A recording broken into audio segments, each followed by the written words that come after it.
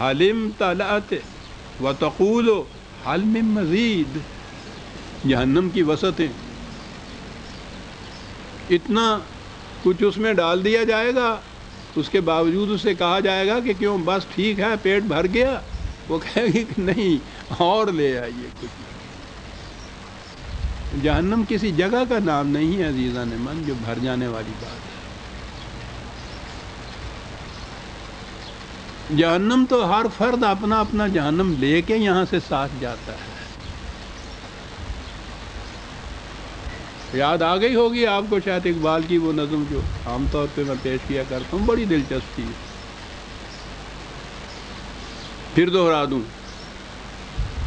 انہوں نے کہا کہ میں گیا وہاں، ملائکہ نے مجھے جنت دکھائی، مختلف مناظر دکھائے، بہت جی خوش ہوا. واپس آنے لگا تو میں نے کہا یار وہ جہنم کا بھی ایک سنا ہوا ہے، وہ ذرا اس کی بھی ایک جھلک دکھا دیجئے دیکھوں تو صحیح. وہ کہنے کے چلیے دیکھیے. تو ذہن میں یہ تھا کہ اس کے شعلے تو لپک لپک کے آسمان تک جا رہے ہوں گے، گڑگڑاہٹ ہوگی، اتنی حرارت. وہاں جا کے دیکھا تو وہ ایک بالکل یخ بستہ ٹھنڈا سنسان. میں نے کہا بھائی جہنم؟ کہنے لگے جی یہی. کہنے لگے وہ جو آگ اور اس کے شعلے اور وہ ایندھن اور وہ کیا چیز ہے؟ اس نے کہا کہ حضرت اہل دنیا یہاں جو آتے ہیں اپنے انگار ساتھ لاتے ہیں. کیا بات!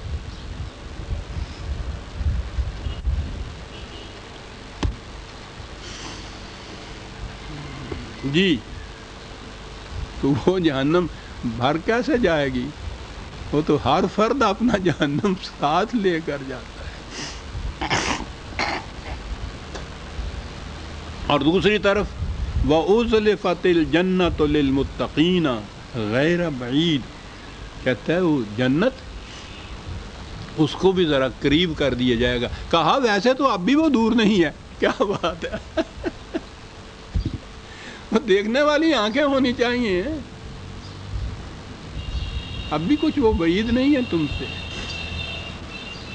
اگر دل میں قرآن کے احکام کا سکون اور اس کی آسائش اور اس کی نورانیت یہ موجود ہے تو وہ تو جنت آباد ہوتی ہے تمہارے اندر. جنت تیری پنہاں ہے تیرے خون جگر میں. تو کہا غیر بعید، اب بھی وہ دور نہیں ہے، بس یہ ہے ابھی تمہاری آنکھیں اس کو نہیں دیکھ رہی تو کوئی بات نہیں، ہم ذرا اور قریب کر دیں گے. جنت دیکھ لو گے. ھذا ما توعدون لکل اواب حفیظ، یہ تھا وہ جو ہم نے وعدہ کیا ہوا تھا ہر اس کے لیے کہ جو خدا کے قانون کی طرف آنے والا ہے اور حفاظت کرنے والا ہے.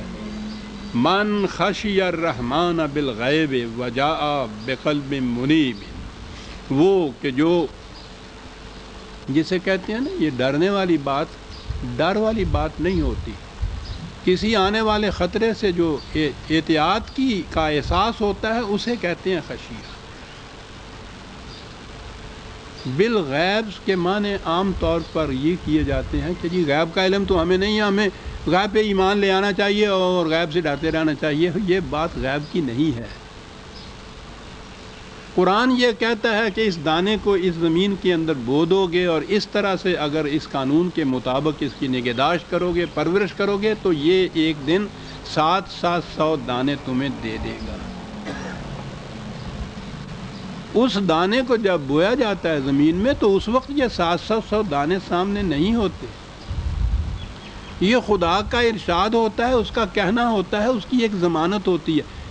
کسان اس پہ یقین کرے تو پھر تو وہ محنت کرے گا دانا بونے کی، اور اس پہ محنت نہیں اگر اس پہ یقین نہیں کرے گا تو وہ مشقت ہی نہیں کرے گا. یہ جو یقین ہے خدا کے اس وعدے پر کہ اگر یہ کرو گے کہ اس کا نتیجہ یہ نکلے گا، اس وقت تو تمہارے سامنے وہ بات نہیں ہے 700 دانے، لیکن ہم یقین دلاتے ہیں کہ اس سے 700 دانے ہوں گے.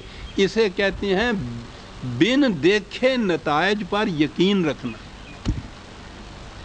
کسان محنت ہی اس طرح سے کرتا ہے کہ وہ بن دیکھے ان دیکھے نتائج پر یقین رکھتا ہے. یہ ہوتا ہے جسے کہتے ہیں بالغیب ایمان.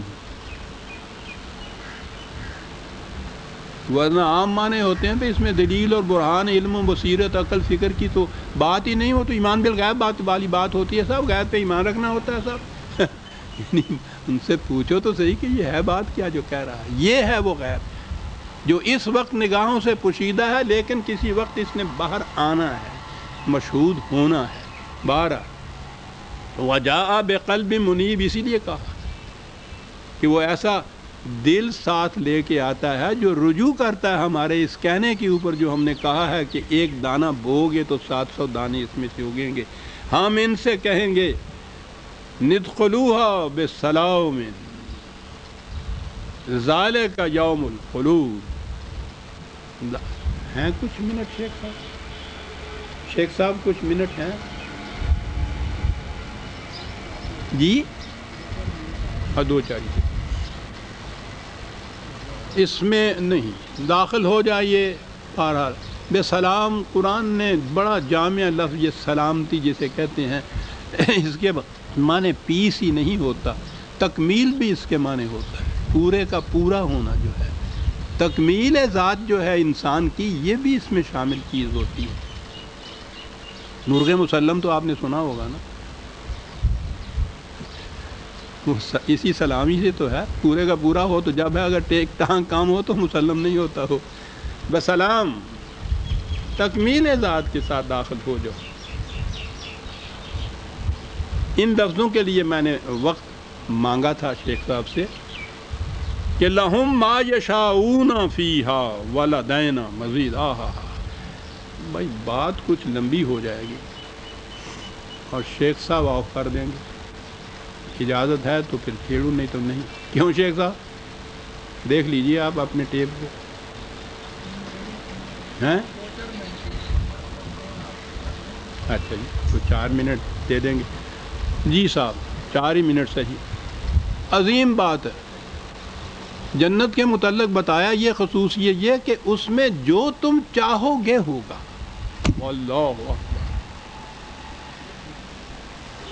جو چاہو گے ہوگا، بہت بڑی بات ہے صاحب۔ راوی عیش لکھتا ہے اور آگے یہ ہے کہ اتنی بات نہیں کہ جو تم چاہو گے وہ ہوگا، ہمارے پاس اس سے بھی زیادہ ہوگا۔ یعنی بات سمجھ میں نہیں آتی کہ جب کہا جو چاہو گے وہ ہوگا تو اس سے زیادہ کہا کیا؟ یہ بچے جاتے ہیں نا آپ کے ساتھ مارکیٹ میں کچھ لینے کے لیے، کیا لیتے ہیں؟ یہ موٹر، یہ موٹر سائیکل، وہ کھلونا ہی ہوتا ہے۔ وہ کہتے ہو نا کہ بیٹا بڑے ہو گئے تو پھر ہم تمہیں کچھ اور بھی لے کے دیں گے، وہ جو اصلی موٹر ہوتی ہے۔ وہ کہا زندگی کی جس سطح پہ تم ہو یہ تو بچپن ہے تمہارا، تم کھلونوں سے بہل جاتے ہو، ہمارے پاس تو حقیقی موٹریں ہیں جو ہم تمہیں دیں گے، جو تم چاہتے ہو یہاں ہمارے پاس اس سے کہیں زیادہ اور رکھا ہے۔ تمہارا ظرف ابھی اتنا سا ہی ہے، ظرف کے پیمانے وسیع ہو جائیں گے اور اس کے مطابق ہم تمہیں دیں گے۔ جو چاہو گے ملے گا، اس سے زیادہ ہم تمہیں دیں گے۔ یہ ہے جنت۔ اور اسی پہ میں نے کہا کہ ایک لفظ یاد آ گیا، یہ تو وہ ہے جو جنت کی زندگی ہے، اور یہ جو ہماری زندگی جہنم کی زندگی ہے جس میں یہ کہا، تو اس کے لیے میں کہا کرتا ہوں کہ بے نیازی کے تیری ناز اٹھائے کیا کیا، جو نہ چاہا وہ ہوا اور جو چاہا نہ ہوا۔ مبدأ فیض سے بس اتنا گلا ہے مجھ کو کہ جو نہ مانگا وہ ملا اور جو مانگا نہ ملا۔ ایک یہ جہنم، ایک وہ ہے کہ جو چاہو گے ملے گا، جو مانگو گے ملے گا، اس سے زیادہ یہ ہوگا۔ اعتراض پیدا ہوتا ہے کہ جی جو چاہو گے ہوگا، اور اگر کوئی چیز ناجائز خواہش ہوگی انسان کی وہ بھی ہو جائے گی صاحب۔ قرآن ہے عزیزان من کہتا ہے کہ ہم یہ بات مومنین کی کر رہے ہیں، اہل جنت کی، ان کی کیفیت یہ ہے کہ ما تشاؤون الا ان یشاء اللہ، 76/30۔ وہ چاہیں گے ہی وہ جو ہمارا قانون چاہے گا، وہ تو اس کے خلاف چاہیں گے ہی نہیں۔ کیا بات ہے!